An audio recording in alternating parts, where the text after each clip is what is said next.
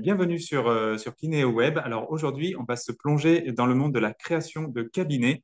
On va découvrir les enjeux et l'importance d'être bien accompagné. Et pour ce faire, c'est un immense plaisir d'accueillir aujourd'hui Cédric Daniel, qui est kinésithérapeute, intervenant en STAPS, en école de kiné et au sein d'organismes de formation professionnelle et le fondateur de Impulsio. Alors, merci beaucoup, Cédric, de nous rejoindre. Alors, est-ce que tu peux te présenter et nous dire ce qui t'a amené à accompagner les kinésithérapeutes et à créer et à optimiser leur cabinet? Bonjour à toi. Ben, écoute, tout simplement, déjà, merci de m'inviter pour cet échange. Qu'est-ce qui m'a amené à créer Impulsio? Ben, c'est tout simplement que moi, je suis kiné à la base, comme tu l'as dit. Je suis kiné spécialisé dans le sport, et j'ai créé mon cabinet en 2009. J'ai fait différentes extensions de mon cabinet. Du coup, j'ai connu tous les écueils du créateur, puisque c'était une création pure. J'ai pas repris un cabinet, mais c'était une création pure. J'ai pu voir tous les éléments auxquels on se confronte quand on crée un cabinet.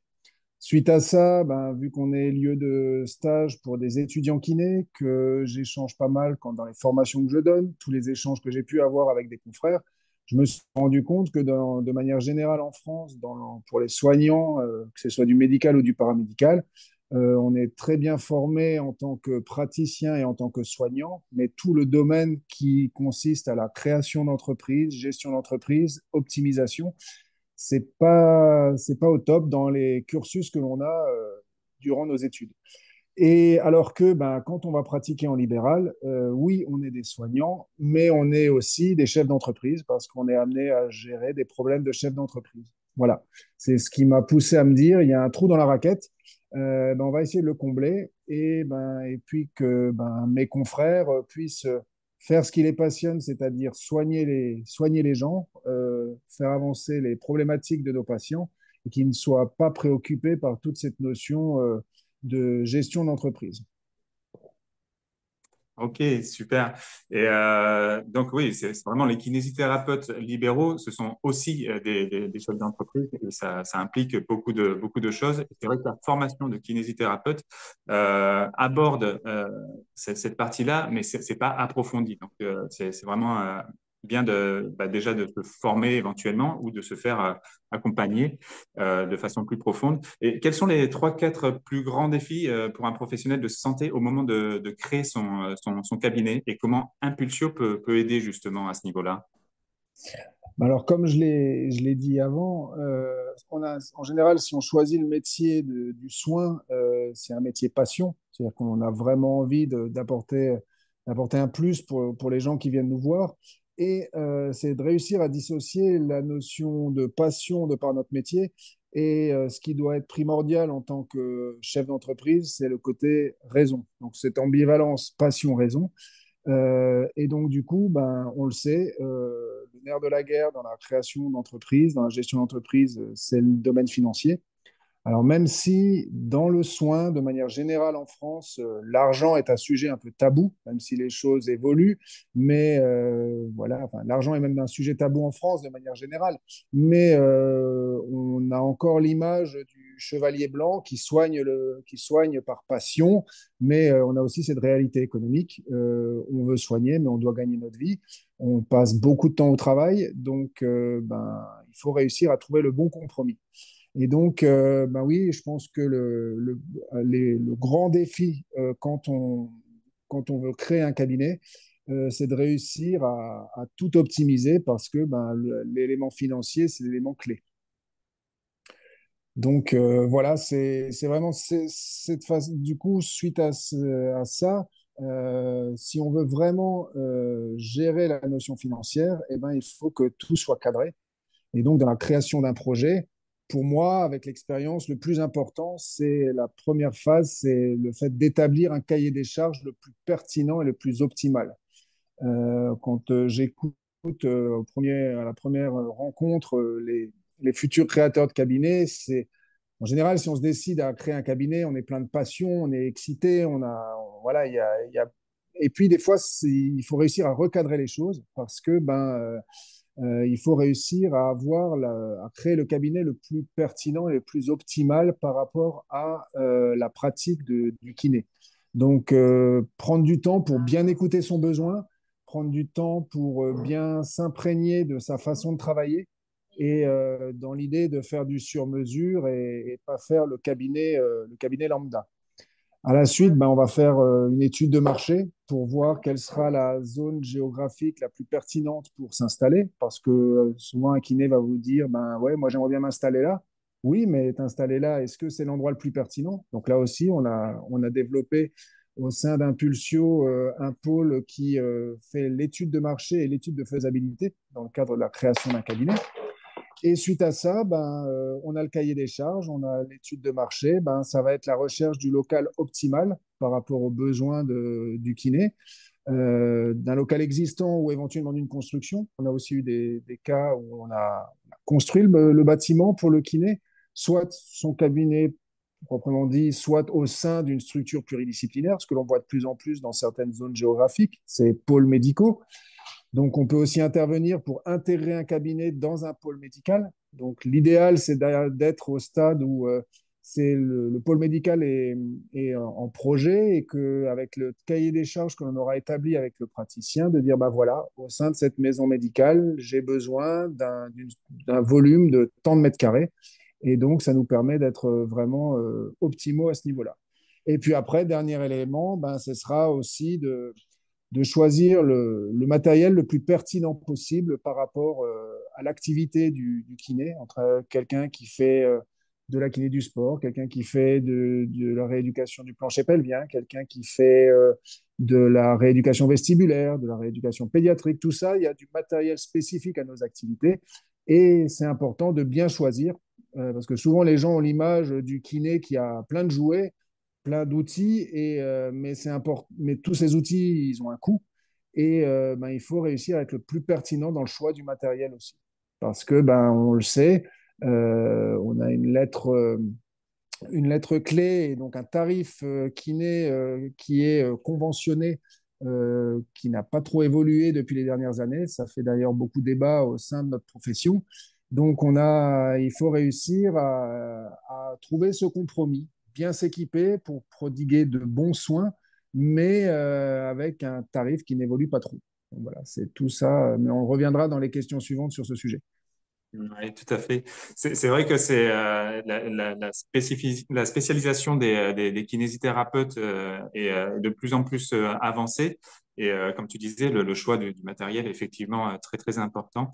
Mais pour les kinésithérapeutes également qui ont déjà un cabinet, tu les accompagnes aussi ou vous les accompagnez au sein d'Impulsio. Quelles sont les possibilités, quelles sont comment cela se passe en fait et quelles sont les optimisations qui sont possibles quand le cabinet est déjà existant? Parce que tu parlais beaucoup de création de cabinet et quand le cabinet est déjà existant, comment Alors, se... pour présenter rapidement, en fait, on a développé deux packs chez Impulsio. Il y a ce qu'on appelle le pack Start, la formule Start, où c'est une création complète de cabinet. Et on a le pack ou la formule Boost, c'est dans le cadre de l'acquisition d'un cabinet qu'un kiné veut développer et aussi un cabinet existant qui a envie soit de modifier sa façon de faire, soit de l'optimiser. Et donc, dans ces cas-là, l'important, autant dans la création, ça va être d'écouter le besoin du kiné pour établir le bon cahier des charges. Et ben, dans le cadre de l'optimisation, ça va être de venir faire un audit du cabinet.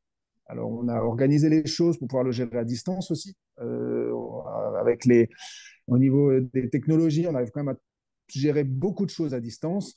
Et donc, avec ma partenaire à ce sujet-là, on va faire un audit de la structure et à partir de cet audit, donner les différents pôles d'évolution possibles aux kinés ou aux associés pour optimiser, j'aime pas dire améliorer, je préfère dire optimiser la structure existante. Donc c'est l'importance de l'audit pour bien s'imprégner du fonctionnement du cabinet. Donc on va auditer le cabinet, on va beaucoup échanger avec les kinés référents de ce cabinet pour gérer par rapport à leurs attentes. D'accord, très bien. Donc concrètement, comment ça se passe des entretiens avec vous? Comment se met en place tout ce projet-là? Une personne vous contacte avec soit une Alors création, oui, une utilisation et ça se passe comment concrètement? ben en fait, au niveau d'Impulsio, on a essayé de professionnaliser la chose et de bien développer la chose. Donc, c'est pour ça que vous pouvez nous voir depuis quelque temps de plus en plus sur les réseaux sociaux. On Mhm. a aussi notre site internet avec une zone de prise de contact où les gens peuvent déjà bien voir notre façon de travailler. Il y a des témoignages de kinés qui ont déjà travaillé avec nous et ils peuvent nous contacter via le formulaire de contact sur notre site internet. Sur le site internet, il y a aussi mes coordonnées à moi, mon portable, donc les gens peuvent m'appeler. Et après, on organise un premier entretien téléphonique pour voir quel est le besoin du kiné. Alors, il y a des fois, c'est flou. Ça va être aussi ça notre job. Ça va être de bien clarifier en quoi est-ce qu'on peut faire évoluer le cabinet. Et donc, à partir de ce premier entretien téléphonique, on va mettre en place une stratégie. Est-ce qu'on part sur une formule déjà, est-ce qu'on est sur du start ou sur du boost? Et ensuite, l'idée de nous, c'était de se développer au niveau français, donc au niveau géographique, de ne pas avoir forcément besoin de se déplacer mais de gérer à distance. On peut faire quand même beaucoup de choses. Après, quand on est sur la création d'un cabinet, à un moment ou à un autre, il faut qu'on s'imprègne des lieux. On peut gérer un audit à distance, mais c'est quand même intéressant de venir, pareil, que je vienne au sein du cabinet pour bien m'imprégner des choses. Mais ça, on arrive à s'organiser facilement et on gère tout ça. D'accord. Au niveau des différents pôles d'Impulsio, en fait, tu travailles aussi avec des architectes, tu travailles, comment ça se passe exactement? Oui, alors ça a été un gros travail de fond quand j'ai décidé de créer Impulsio. C'est qu'il a fallu que je crée tout mon pool de partenaires dont bénéficient les gens qui travaillent avec Impulsio. C'est-à-dire qu'on a une architecte avec qui on travaille, qui est architecte et qui a aussi au sein de son atelier d'architecte un pôle architecture d'intérieur. Donc quand on est dans la refonte d'un cabinet, elle peut intervenir. On a des partenaires constructeurs où on peut avoir une intervention quasiment sur toute la France quand il s'agit de construire un cabinet. On a des partenaires financiers, on a des partenaires dans la fourniture de matériel médical, on travaille avec une boîte de communication quand il s'agit de revoir la charte graphique du cabinet et tout le côté visuel et communication d'un cabinet. On a aussi des partenaires. Voilà, ça a été le travail de fond a été de réussir à trouver les bons partenaires qui répondent au cahier des charges qu'on a mis en place chez Impulsio. D'accord. Tu parlais beaucoup des kinésithérapeutes, mais est-ce que tu accompagnes aussi d'autres professionnels de santé? À qui est-ce que ça peut s'adresser vraiment de façon plus spécifique? Alors, de manière générale, oui, on s'adresse maintenant à tout professionnel de santé. Juste pour le petit historique, c'est que moi, j'ai commencé dans mon domaine, vu que je suis kiné, et que je continue à être praticien, parce que j'aime avant tout soigner mes patients, et je pense que de rester sur le terrain, c'est aussi ce qui donne l'essence d'Impulsio, c'est que c'est pas un théoricien qui conseille, mais c'est quelqu'un qui est passé par toutes les étapes de la création de cabinet, et on peut dans l'audit, on peut très bien discuter thérapie ensemble, il n'y aura pas de souci. Donc ça, je pense que c'est important de rester au contact du terrain et avant tout parce que, comme dit, j'aime soigner. Mais j'ai commencé sur des cabinets de kiné et le bouche à oreille a fait que il y a d'autres professions médicales qui m'ont contacté. Et là, je me suis dit, ben oui, bien sûr, on peut travailler pour les autres. Alors, ce qui se passe, c'est que, par exemple, j'ai déjà été amené à coacher un cabinet de dermatologie, par exemple, ou autre. Donc, dans ces cas-là, quand il y a une spécificité, si on prend par exemple un cabinet dentaire, moi, je vais plutôt servir de pilote du projet, c'est-à-dire que je vais garder l'œil extérieur et par contre, je vais faire appel à des professionnels, un dentiste par exemple, au sein de notre équipe, on a un dentiste qui, lui, a cette appétence aussi sur l'optimisation du cabinet et qui, lui, va donner son avis de professionnel du soin dans le domaine spécifique dentaire. Parce que moi, en tant que kiné, je ne sais pas forcément quels sont les flux, l'organisation au poste de travail du dentiste. Et Je donne l'exemple du dentiste parce que c'est l'exemple très technique, avec une vraie spécificité. C'est sûr que concernant un médecin généraliste, ça ne va pas être trop dur d'imaginer son cabinet. Mais quand on a affaire à du technique spécifique, ben, il y a le savoir-faire du professionnel. Donc, dans ces cas-là, moi, je fais appel à à des soignants du domaine. Pareil dans le domaine de l'ophtalmo, j'ai un ophtalmo avec qui je travaille, qui lui va donner son avis de professionnel. Et moi, je vais garder le regard extérieur pour challenger tout ça. D'accord. Et tu me disais juste avant que tu continues à être kinésithérapeute. Donc, tu as vraiment deux activités complètement différentes, séparées avec un physio et la partie kinésithérapeute. Euh, comment tu arrives à le mettre en place, cette partie-là? Alors, ben, comme je vous ai dit, j'ai créé mon cabinet, donc ben, j'ai aussi le rôle de chef d'entreprise au sein de mon cabinet. On est au sein du cabinet, on est 7 praticiens sur 380 mètres carrés, donc ça demande un petit peu de travail. Mais alors au début, c'était un petit peu à tâtons, c'était soirée week-end. Impulsio, c'est aussi un projet que j'ai voulu créer avec ma femme, puisqu'elle a des compétences dans tout ce qui est domaine. Elle est dans le domaine dans le monde de l'industrie, mais elle a cette vision RH dans sa profession. On avait envie de monter un petit projet ensemble. Donc, on faisait ça un peu soirée week-end. Et puis, ben, ça a pris de l'ampleur. Et donc, ben, maintenant, je consacre le mercredi totalement à Impulsion. Euh, on a encore soirée week-end qui sont pris, mais le mercredi est totalement consacré à Impulsio.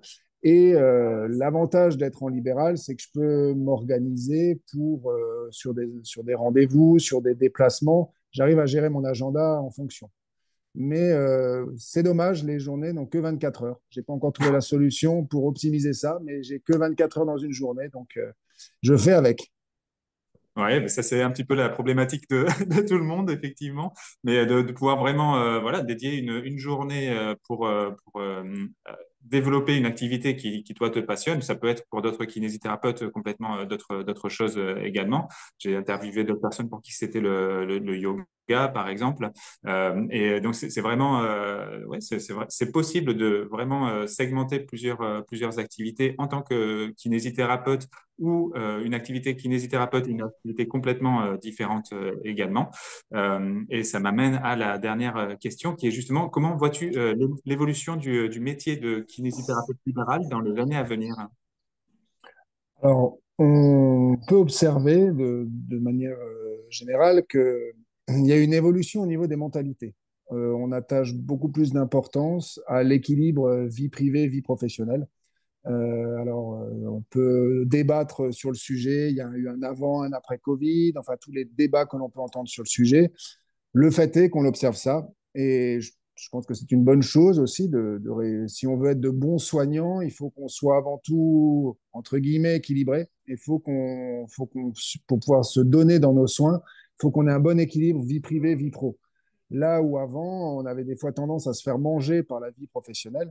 Alors, un autre sujet, c'est la problématique pour certains kinés, et là aussi, Impulsion intervient, c'est qu'il ne faut pas se retrouver avec des investissements qui ont été faits qui amènent à une charge financière trop importante, qui oblige certains professionnels à devoir courir derrière les soins pour réussir à assumer leurs charges financières.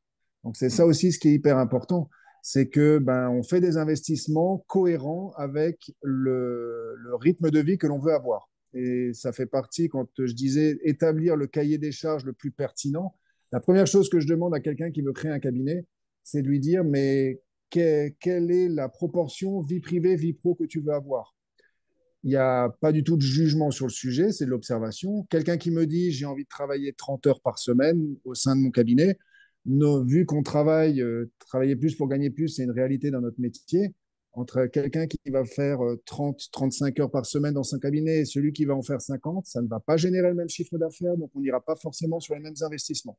Et il n'y a rien de pire que d'avoir la corde au cou financière et qui nous amène dans un engrenage négatif de devoir faire, entre guillemets, de l'abattage. Et là, on va à l'encontre de l'essence de notre métier. Donc, c'est ça ce qui est hyper important pour moi, c'est cet équilibre vie privée, vie pro. Et donc, Fait, on en voit beaucoup aussi en termes de burn-out dans la profession. C'est quand même très important, justement, parce que les investissements, les coûts qu'il peut y avoir entraînent aussi une charge de travail énorme. Donc, effectivement, c'est une problématique centrale, hein.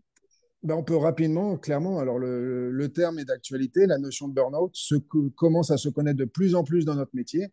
Ben, pourquoi? Parce que ben, une réelle pression financière, on le sait, on a subi une énorme inflation, on a des coûts de fonctionnement qui n'ont fait qu'augmenter avec l'évolution du coût énergétique. Tous les éléments financiers qui ont évolué. Et nous, de notre côté, on a une tarification qui n'a pas évolué. On ne va pas rentrer sur ce débat, mais on sait très bien que dans notre métier, c'est une réelle problématique actuellement. Et donc, ben, pour revenir à l'essence de ta question, c'est pour moi l'avenir de la profession, c'est qu'en fait, il faut vraiment tout optimiser pour réussir à avoir un bon équilibre vie privée, vie pro, et rester des soignants passionnés et pas se retrouver dans ce cercle vicieux du soignant qui a la pression pour réussir à boucler ses fins de mois, à payer ses factures, payer sa carte PIMCO, et voilà. Je pense qu'on ne peut pas être un bon soignant si on n'est pas, entre guillemets, bien dans sa tête, serein, et si on a une pression financière, on ne peut pas être serein. Ah, tout à fait d'accord avec toi, effectivement. Et donc, pour conclure un petit peu, est-ce que tu as un mot de la fin pour animer les kinésithérapeutes à se lancer dans le libéral éventuellement, parce que c'est quand même une aventure aussi magnifique, hein, il faut le dire. Je te laisse un petit mot de la fin sur cette partie-là. Clairement, je pense que l'aventure du libéral, c'est quelque chose de génial. La notion libérale, la plupart du temps, quand on l'aborde avec des étudiants, ils disent ben, libéral égale liberté.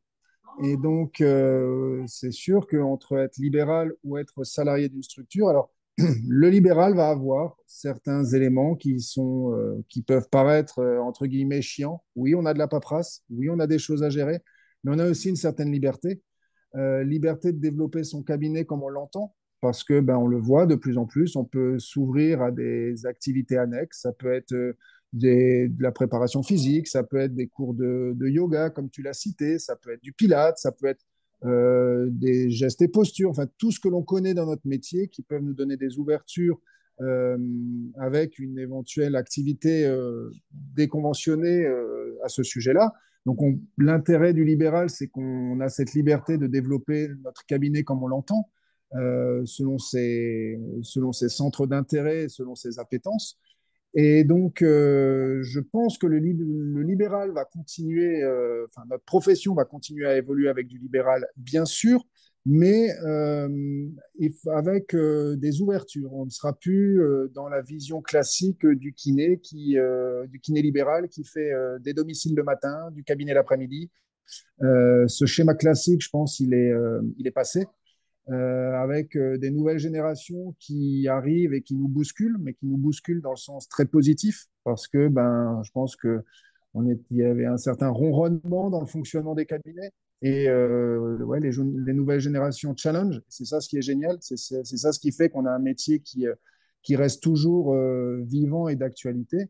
Et puis c'est quand même génial d'avoir un patient qui arrive chez nous entre guillemets boitant et qui ressort et qui dit je vais faire un footing.